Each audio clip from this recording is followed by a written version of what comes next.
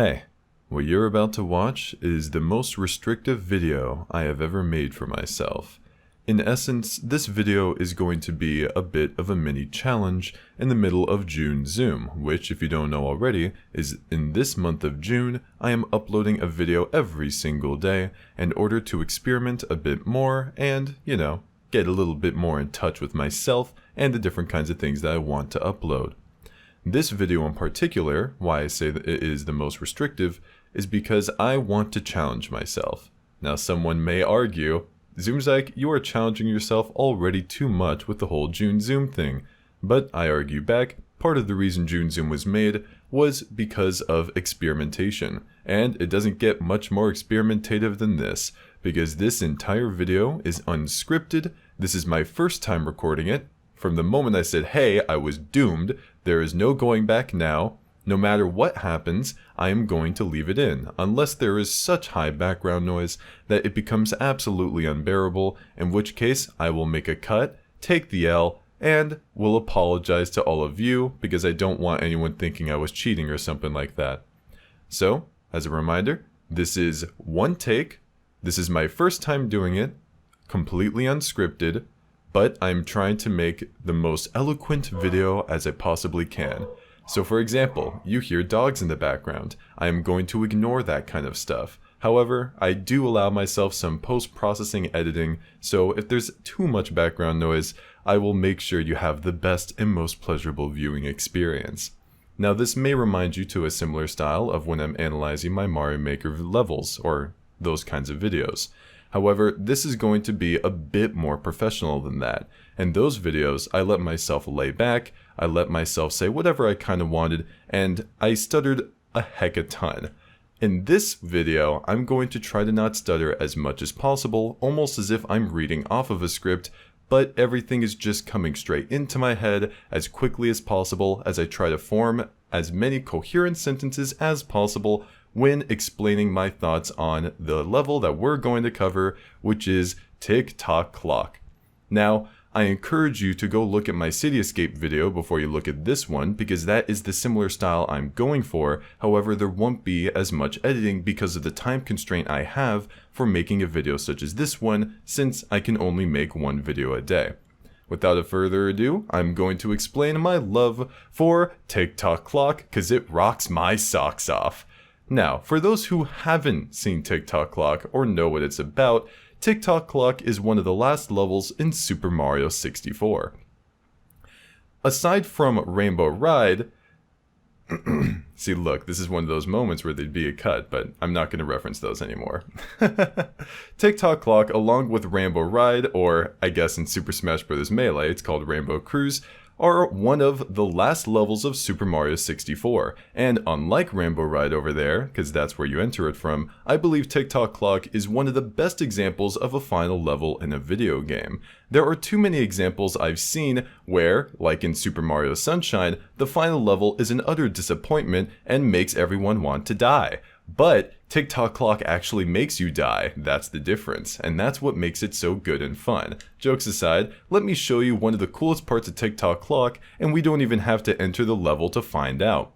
You'll see that the minute hand is going in a circle and the hour hand is actually going fairly fast. However, just try to ignore that for now. If you enter this clock with the minute hand at any one of the numbers, or however close it is, it's going to affect how the level is altered or how it's changed. So for example, if I were to enter this clock, this is kind of a grandfather clock if you will, if I were to enter this clock when the minute hand is around 12, then everything that's an object inside of the level will be frozen. If this minute hand is at 3, then everything will be slowed down. If it is at 9, everything will be sped up. Now you might wonder why I just skipped 6. That's because 6 could be a mix of 3 and 9. I believe I read somewhere that it switches between 3 and 9, slow and fast respectively, but I'm not sure if that's only for Super Mario 64 DS or not. And I also didn't, by the way, forgot to mention one of the other little restrictions I put on myself, I didn't enter the level and learn much about it. I entered it for like a couple minutes and then went back out because I didn't want any sort of script forming in my mind for the kinds of things I wanted to say about the level. Simply put, I love this level and I'm trying to form my thoughts as coherently as possible simply by entering it. Oh, also, if you haven't noticed, my audio setup is a bit different too. So I'm trying to make the best video I possibly can in a format that I love to do, but without all the helpful things I normally give myself. So let's enter the level when it's at 9, which is the absolute fastest speed you can possibly play this level on. Now, most people, when they're going into Tock Clock for the very first time, will not know about this speed, and that's probably to their benefit, to be frank. I think it's really nice to figure out the speed things on your own, although I can understand why someone may not figure it out very quickly, let's just say that. When you're a little kid, you look at it and you go in and you're like, why is everything going so fast? And you have absolutely no clue why that is until you look up a game FAQ and they tell you about the whole speed thing. What's funny though, and I chalk this up to its design, is you're going to learn about the time stop eventually. There is a star known as time jumps on moving bars, where you have to collect all 8 red coins here, but it is literally impossible for you to do so when the course is moving this fast.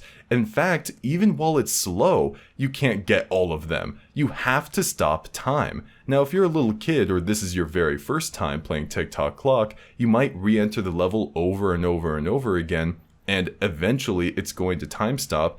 But if you were a bit more experimentative and saw the hands, you might have figured out how to stop the level entirely. I feel like this is part of the charm that gives Tock Clock a bit more. It makes it stand apart more from other levels in this game. Well, one could actually argue that Wet Dry Land is actually a bit similar, because where you enter in on the painting is how the water levels, reacts. So if you enter on the top of the painting, the water's level is going to be very high, and if you enter in the bottom level, then it's going to be very low.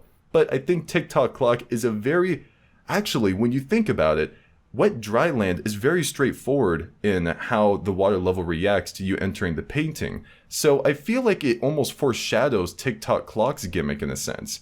Whatever, we'll move on for now. Now, I need to just describe, actually, before we move on to the actual level design, I need to describe the actual aesthetic and concept of Tock Clock and why I find it to be actually really insanely cool. I needed all those different silly little adjectives or adverbs in order to really express how awesome this stage is. In Bob-omb Battlefield, you just have some grassy old field. In Hazy Maze Cave, it's just a little maze, Anyone can think of that. Anytime there's something, or a level design, I should say, anytime there is a level design that someone comes up with that I play through, I just kind of get this feeling of, if anyone could have thought about it, I'm almost always not as impressed as I would have been if it was an idea I don't think anyone could have thought of. You might have seen me talk about this in my Supersetting Sunshine video with the new Super Mario Bros.-like environments such as grass, desert, tropical, and such. The environments that we see in real life are very easy to replicate in games, and such, I'm not really impressed. However, making an entire level inside of a grandfather clock, how can someone not like that? It's absolutely amazing and a fantastic idea. And we're kind of confronted with it with this very first jump here, this pendulum that's swinging back and forth, which is actually going quite fast. I wish I had gone in here when the level was going a bit slower, but, I'm not about to jump off to my untimely demise at the bottom of the grandfather clock, which should be the ground. I'm actually not sure if you can see the ground from there. We got stuff like conveyor belts, cubes, and more pendulums all over the place. It really feels like you're a part of the actual clock. And I'm going to pretend I did that on purpose so we can actually get to the slower version, since that will help us really examine what's going on in the clock without having to worry about all the different parts hitting us and making us fall down. Now you might wonder, in such a place like this where it's so vertically inclined, how in the world are you supposed to get these kinds of stars? Where are they? Well, you might think, in Bob-omb Battlefield, you know how they're really spread out horizontally? Well, in this place, they're spread out quite vertically. You'll notice that when you go up and up and up, that in different parts of it, there are different ways to get every single one, if that makes sense. In some kind of regard, it almost makes you wonder how in the world did they accomplish to put all the stars in one little pillar area? I'll get to it in a moment if I was like, you know, a little bit better at the game. But when you get to the very top of Tock Clock, you'll notice, oh hey, I can see 3 of the stars from this one location. Some people might think that's lame, but I actually find it to be one of the coolest parts of the entire level, because what other level can you see so many stars in one little area? Now, I'm probably gonna, you know, eat my words in a moment, but whatever. Let's just move on with the actual platforming here. Now right here, you're able to actually just platform like normal with the cubes, but if you're a little bit better at the game, you could skip over like this. Now, I don't want to judge this level in the same ways that I've judged other levels in the past, such as Lost Valley or City Escape, because those levels were about teaching the player. However, Tock Clock is more about challenging the player. Whenever someone says that Tock Clock is hard and they're like, oh man, I can't do this, I can't do that, I'm just thinking to myself, well yeah, that's kind of the point. The platforming is supposed to be difficult. It's supposed to be ball-bustingly hard. But I don't think that there's any point in Tock Clock which is actually unfair to the player. Every single platform that you go on, you can actually see, mainly because they're giving you a bit of a tour around the outside of the clock. The only time you go on the inner parts of it is when you're really high up, and even at that point, the camera turns around to make sure you know where you're going. Oh, by the way, I should mention this part of the clock here, which is a bit resemblant of what you entered into the clock with. I shouldn't say with, actually. You saw this when you entered the clock in the first place. I'm going to make sure I get off of this so I don't go on that slow ride. And that's part of it. It's very slow. It almost reminds you of the hour hand that was spinning on the painting, I guess you could say, of the clock to begin with. I think the conveyor belts are really cool too. Even though they don't do much, they're meant to kind of contrast the other wacky little things that are in this clock. Because look, it doesn't really do much to you. You can walk at a very slow speed with Mario, and you're not going to be pushed back much at all. However, when you go to what's above these things, you'll notice that your movement is affected a bit more. It's kind of hard to describe this when things are going a bit slower, but I hope I can properly convey to you how this is actually kind of cool. Look, okay. I'll go back to make sure I re-explain myself properly on the conveyor belt thing. The conveyor belt moves you backwards. You can see that right here. You can see the little moving bars, is what they call it in the star, is kind of putting you upwards or moving you upwards and dropping you down. Then you see this arrow here, which is moving you side to side every second or so. And if you decide to move yourself up here, this would be moving you counterclockwise. And I believe one of these moves you clockwise. Actually, none of them do. This would push you out. You'll notice that every single thing in Super Mario 64 that was an obstacle for you in the past comes into this amalgamation of objects that are trying to push you off in the level. You have something that's slowly pushing you back. You have something that's yanking out from the level and pushing you down the pit. You have something that's moving you clockwise, moving you counterclockwise, moving you suddenly. And you have narrow paths too. You have things that move you up, things that move you down. There are so many different kinds of obstacles in here that it's a callback to Mario 64 itself. It's really good as a final level because it actually does test everything that you've learned up until this point. Except for these guys. Screw these guys. They beat me up when I was in kindergarten. Moving along, we have these little triangles here which just make platforming even harder. Well, this would be a bit harder if it was going a bit faster. I believe there's a star over here. This is the pendulum star, which is actually quite easy to get through when it's going slow. But look, you even have something that crushes you there. Or I guess if you're good at platforming, you can go on top of it and manage to go get the star yourself. We have this blue coin button right here, which is actually, well, that's frankly a bit disappointing. I guess we'll use that to our advantage in order to show off some of the platforming for the faster part of this level. Because some of the platforming is affected in that sense. I don't think there's any moment in Tock Clock where you need to make things go as fast as possible. You'll notice that there's roll into the cage, which I honestly don't remember that well. The pit and the pendulums, which we just went over. We have get a hand, where you have to go on the hand and go 180 degrees around. We have stomp and the thwomp, and I believe the thwomp is affected by the speed of the clock itself. I'm not exactly sure, we're about to find out. We have time jumps on moving bars, which you need it to be frozen, and you have stop time for red coins. At no point do you actually have to slow down time in order to make sure that Tock Clock is as enjoyable as possible, or if by enjoyment I mean to get the actual star. In a sense, I would say that game design isn't very nice, because there's no actual benefit to making everything go fast. Why in the world would they have a part of it go fast if there's no star to get after all? But I actually think there's one reason that does benefit players who are really good at the game, and that's for the actual platformers. Or I mean, the people who are really good at platformers, I should be saying. Because you saw how slow those platformers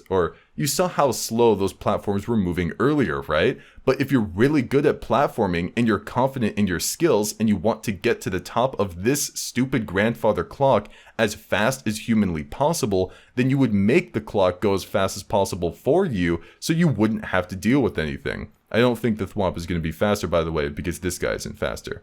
So I'm not going to go over there, but you can see how less of my time would be wasted by it going pretty fast.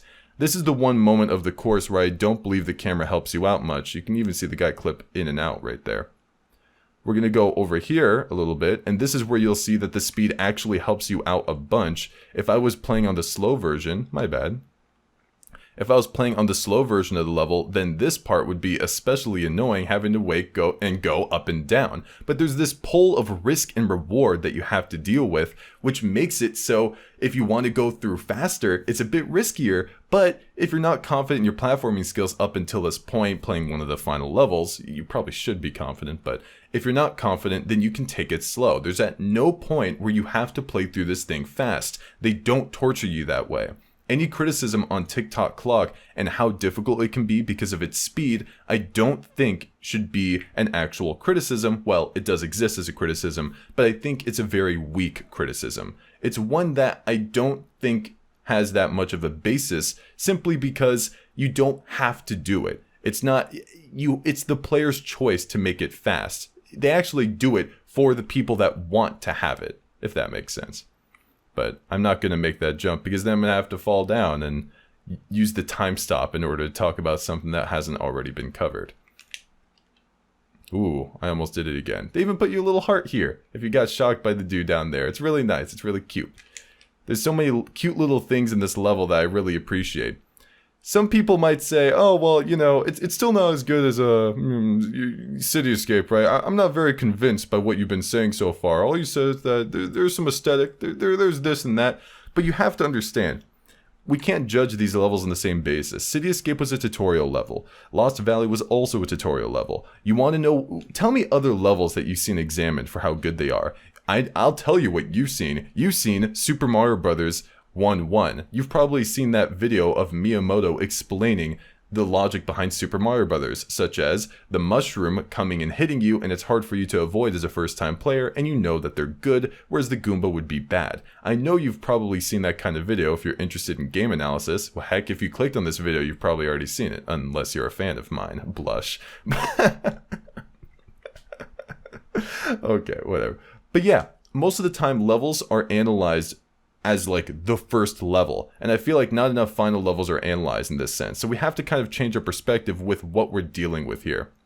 So as a final level though, we need to see how it challenges the player, and as I said before, it challenges the player quite well with the different kinds of platforming challenges we're given. So look at this, we haven't even seen this yet in the actual course, and I believe there's a star over here, so I'm not gonna go ahead and deal with that.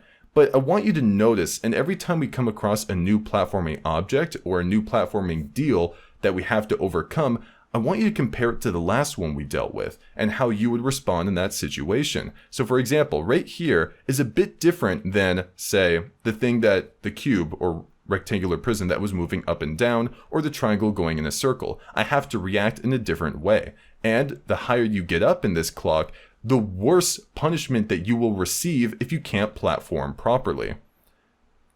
This is also an issue here. I feel like there are some depth perception problems. So if I first person, it's a little bit more that way. There we go, we were able to fix the camera. A lot of people tend to complain about Mario 64's camera. For the most part, I feel like it's good, and I know I just praised the camera in this level, but I feel like some things could be changed in order to make it a bit more of a healthy playing experience. Let's just say that. You can see here, they mix things up once more. Actually, I'm not sure if I'm going the correct direction. Yeah, I have to be going up there. I'm not sure what direction I was going or for what purpose that was. You see that we bring back the cubes once more over here. However, funny enough, they're in a less lethal position. Also, we have to fix the camera here once more. I need to fix myself. This is how Mario 64 fails in terms of the camera aspect. You can see how it's not really putting me in a good position in order to platform on these cubes. See, this is a much better position. This is the one that if you look up walkthroughs or Let's Plays, you're going to notice that they actually center it. Don't take that as a knock against Tock Clock. The people who actually designed this level were not the ones that designed the camera. So we gotta separate ourselves with the kinds of criticisms that we make. The people that designed the actual level may have not even designed the aesthetic, and they may have not designed the camera. Who knows, right? So let's try to make our way up as far as possible, because there's a few other things I feel like we need to acknowledge. Actually, I believe those are just some coins over here.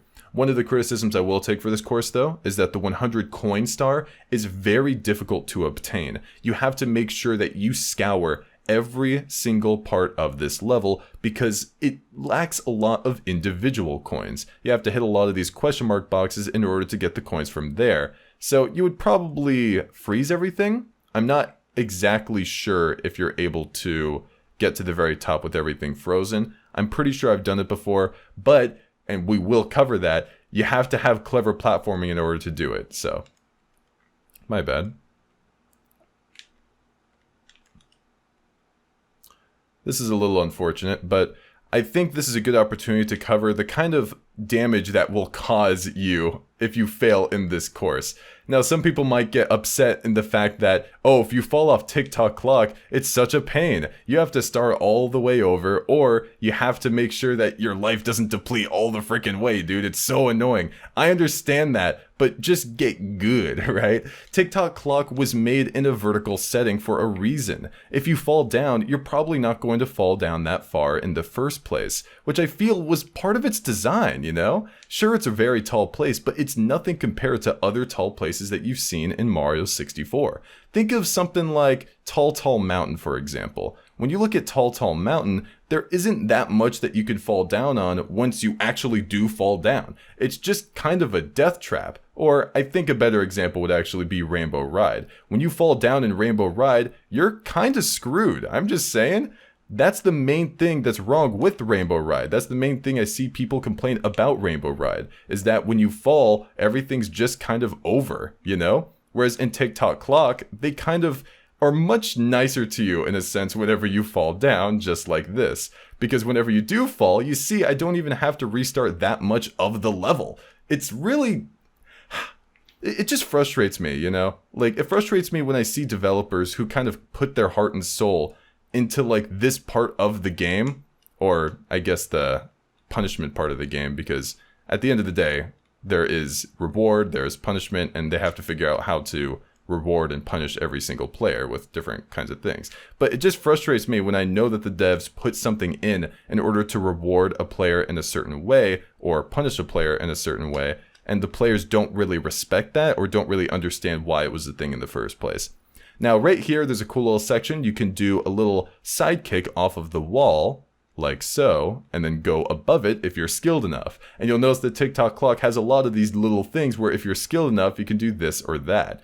Now, that section right there, I made it look really easy, but when you're a kid, it can be a bit of a struggle. You'll notice that I had to... Oh wait, maybe I was misinterpreting that. I believe I've seen the Mario 64 DS version at some point where the one closest to me is the one that pushes forward first and then every other one follows suit. Okay, I was mistaken then. I'm going to turn the camera around again right here, and you'll notice that the conveyor belts are back, but this time they're more lethal, and they're going to dump you like the piece of garbage you are to the bottom of the stage. Now... So, you remember the conveyor belts at the very beginning, right? They weren't even doing anything. I'm not going to go back there. And it's funny because while I was speaking just now, I was thinking, oh, at this point I would show them what it was down there, but I have to describe it. So there was a platform, and then there was the conveyor belt, and it was kind of pushing you towards the platform, and it's not lethal at all. it wasn't meant to be lethal. It was meant to show you what is upcoming, which is this, which can actually be lethal, especially if you're playing the fast version of this level, which I am. So I'm going to make sure that I don't fall down here. I'm not exactly sure how nice or forgiving they are in this part, but let's take a look at the moving bars here. This section is very difficult if these bars are going fast. They are very easy, I suppose, to platform when things are going slow, but when things are going fast, this is kind of a problem. This is something that you want to do when time is stopped. As you know, time stop on moving bars, but it counts for these moving bars as well. However, you don't even need to use the time stop on the moving bars deal anyways, because this is long jumpable. There are different parts of this level which benefit from the different speeds, however, you don't need to do that. If you're good enough at platforming, which again, since this is the final level you will be, then you can accomplish certain feats that the level doesn't have to hand you. If this was all time stopped right now, it would be easy peasy lemon squeezy for me to go get that item box over there. Or I should say coin box, because I know that's what that is, unless it's a 1-up mushroom. Again, haven't played this level that much. It's just very heartwarming to see devs kind of give you opportunities to prove your worth, you know? Now, I want you to imagine for a moment Tock Clock as the very first level in the game. Now that might sound like a horrifying prospect, as it should be, because this level as the first level would be way too punishing and way too expecting of the player's skills in platforming, unlike Bob-omb Battlefield where there is way less chance of things going wrong. But for a final level, I think it expects a fair amount from the player in terms of their platforming skills in order to let them long jump this gap, let's just say. But even if you aren't that confident, you can still get every star with risk-free death traps because you can stop everything. You can time stop Tock Clock every single time if you so wanted to. However, things might get a little strange. And in essence, it makes the level really cool because there's 3 versions of it. Right now we're playing the fast version. However, if we were playing the time stop version, which I will show you, it's going to act a lot more different. I believe this is some set of coins here. Luckily, we aren't doing the 100 coin star. I suppose we're going for the thwomp one in a moment.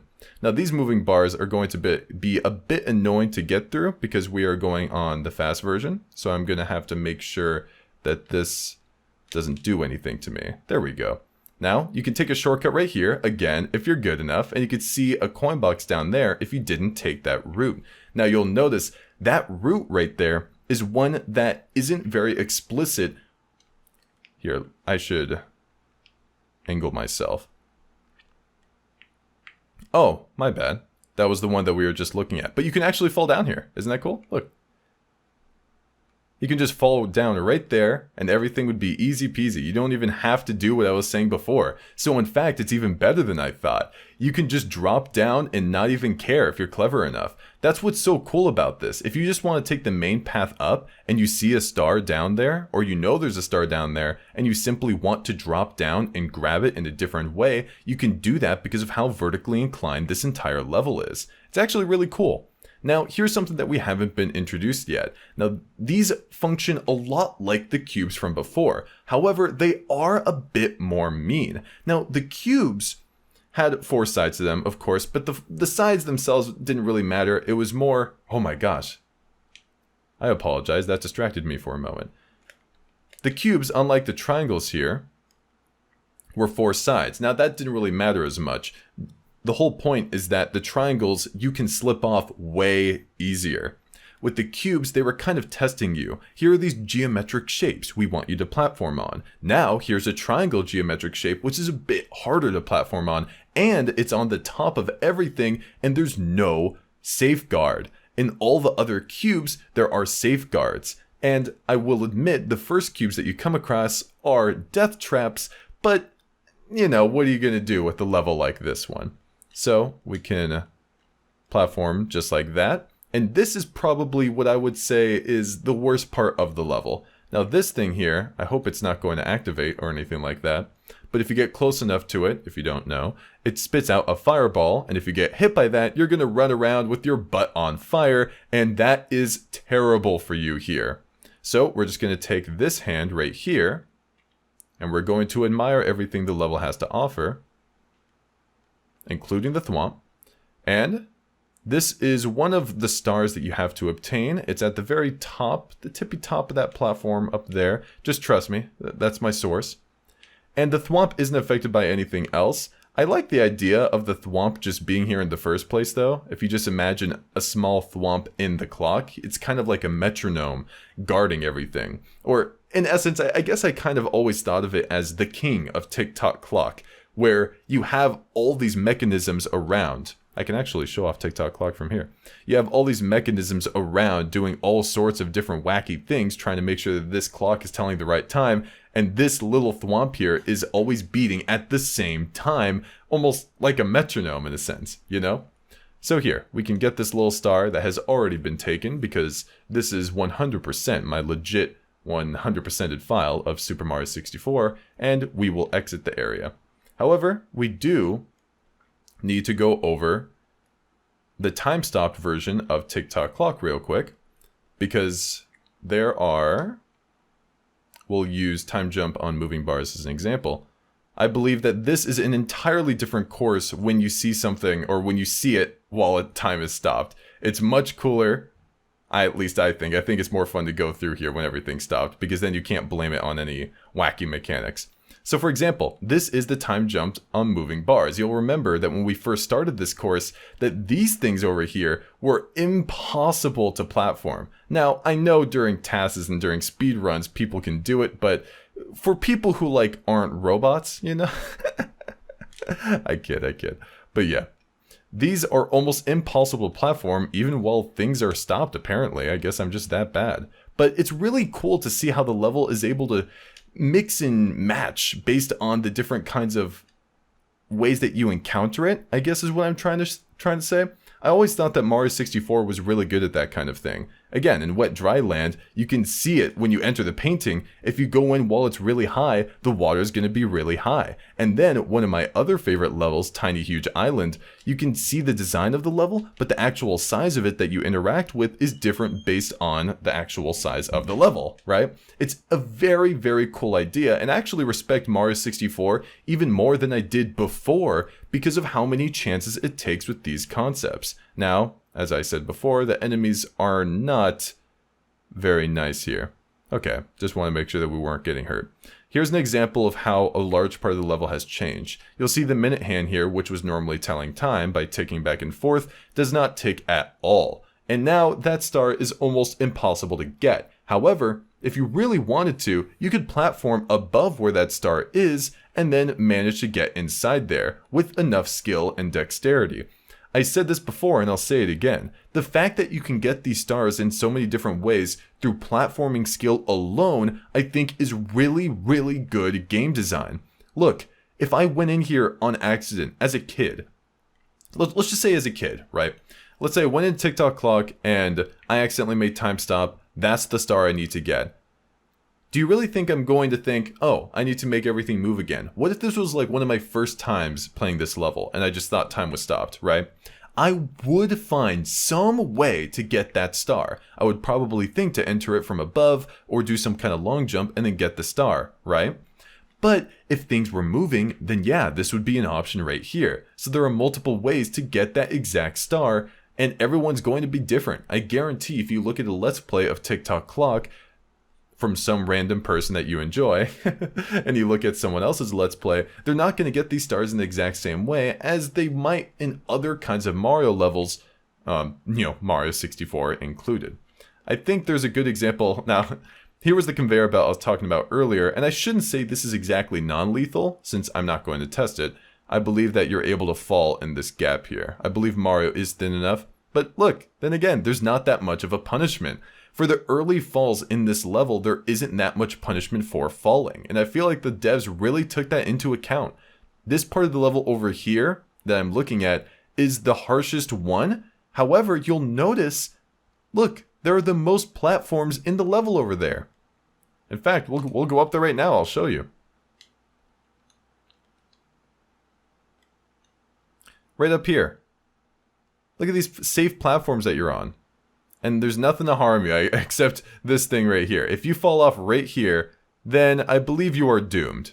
In which case, you are just bad. That's not my problem. That's But yeah, this part right here is a bit harder to endure, for example, if everything was moving, right? But if you stop it, then you could pretty much cheese it. It's actually really cool. You can do it the harder way, or if you're paying attention to the level's gimmick, you can make sure that everything is way easier for you. And again, we have that star down there from before, that if I really wanted to, I could just go down there, do a jump kick, and I'd be totally fine. A unique way of getting a star, which they provide you access to, no matter what speed the level is going at. And that is sick. It's actually really cool. Now, in case you were curious, stuff like this, which are moved in certain positions, you'll notice that this one goes up and down. You might say, hey, Zoomzag, okay, I get it. Level's pretty cool, I admit it. But this moving platform here goes up and down. When the level gets stopped, does that mean that this has a random chance of being at the height or at the lowest point? Well, actually, no. When you stop the level, this platform right here will always be at its lowest point. Every single time. And I actually think that plays to the level's strength, because if you stop time and you see a platform like this at its lowest point and you fail a jump, and then you stop time again and come back here, the fact that it's at its same exact position again means that you will develop a muscle memory for what you're trying to accomplish. Whereas if this platform here was a bit higher, then you might not have the same kind of muscle memory. But at no point do these platforms stop becoming harder to platform. Or, I shouldn't say harder to platform, but impossible to platform, I believe would be a better description. Even though time is stopped, the devs still took the time to make sure every platform was in a decent location for you to endure it. I wish these guys were time stopped. They're just annoying. So for example, you see that this one was very nicely placed in the middle. It wasn't placed facing towards where I am, and it wasn't placed facing towards where that ledge over there is. It's directly in the middle. I swear, the people who made this level were talking amongst themselves, okay, when time is frozen, we need to make sure that this level is still playable. And they did it by making this part of it be right in the middle between my platform that I'm standing on and the platform over there. We can see many more examples of this when we ascend up the clock. Right here, for example, you can do a simple double jump in order to get there. And frankly, this is the part where I would say is the most difficult to platform. You actually have to not look up entirely. This is just to kind of get my position. You actually have to do a sweet little wall jump here in order to get up. But at that point, there has to be some challenge. You know what I mean? Because if everything's going fast or everything's going slow or everything's just trying to be out to get you and you pause it, they don't want to make it so everything's 100% easy. You know what I mean? Because at that point, when you realize everything can be frozen, you're just going to freeze it every time. There need to be some advantages and some disadvantages, which you can choose based on what kind of player you are. And I think that's really cool. Some of the challenges like these though, such as the cubes, are going to be ridiculously easy to overcome because they aren't able to move the cubes around or anything like that, right? And we'll see right up here, this is a bit of another challenge. They didn't put all of them inside, they had some of them sticking out a little bit. Now, I actually think this says a lot about the devs. Now, take a moment and look at these things. They could have made it so while time was stopped that they didn't come out at all. However, they didn't do that. And in addition, they didn't make it so it was all the way out. They made it so it was halfway out, literally just enough for Mario to stand. That was done on purpose. They want you to have a bit of challenge while time is stopped, but they don't want to make it super impossible by having these things super far out. Not that it would be impossible, you can just wall jump, but you know what I mean. They don't want it to be super impossible for this specific section, and they don't want it to be super easy. They still want a challenge as well. In essence, they kind of designed two levels. I know that might sound silly to say, but I really do mean it. Imagine being tasked with creating a level where almost all the parts that are objects are moving around in some geometric space in order to knock out the player, but you also have to design it in such a way that if they were all frozen, then it would be easy for the player, or I shouldn't say easy, it would still be challenging for the player to transverse. Except for moments like these, where this is an example of an advantage for when everything is time stopped, where you can easily platform all of these and then go and get your little prize over here. We'll finally see what this was. Oh, it was a 1-up. Okay, my bad. It should have been obvious from the time jumps on moving bars, actually. Because imagine if all these moving bars that move clockwise normally were just all vertical. Wouldn't that be really mean? No, the devs definitely thought about that. And they care about you as a player. You know what I mean? It's really cool. And you have this again right here. These are much easier to platform. And better yet, you don't even hear the clock. Like, normally all these things have sound effects in order to convey the actual mechanism of the clock, but it feels like the clock is busted in a sense. It's pretty funny. So these parts, I won't lie though, after everything I've said, it is definitely easier to transverse this whole place while everything is, you know, frozen. Oh look, the thwomp's there again.